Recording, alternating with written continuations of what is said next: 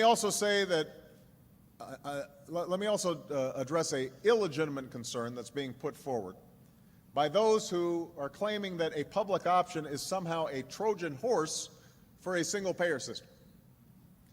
I don't want to put the cart before the horse. I don't know if that's an expression in Korean.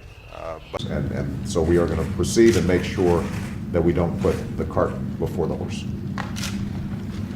Although you're a sailor and I'm a soldier, in the tradition of the horse cavalry, I want you to know that I will be proud to tell people that I rode with Mike Mullen during some of the most challenging times in our nation's history. Thanks. It's a flash in the pan.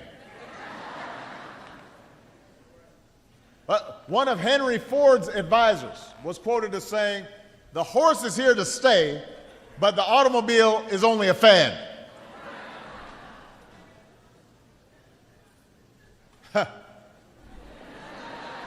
There have always been folks like that.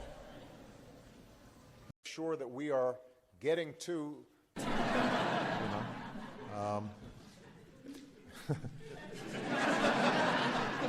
I think I actually lost some money on that horse. So. He could horse trade, and he could flatter.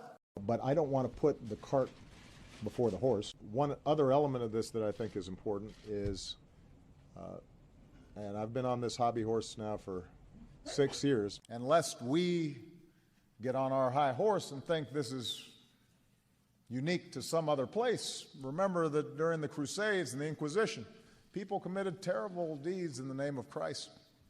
A personal relationship that lets you fight like heck on one issue and shake hands on the next. Not through just cajoling or horse trading or serenades, but through Ted's brand of friendship and kindness and humor and grace.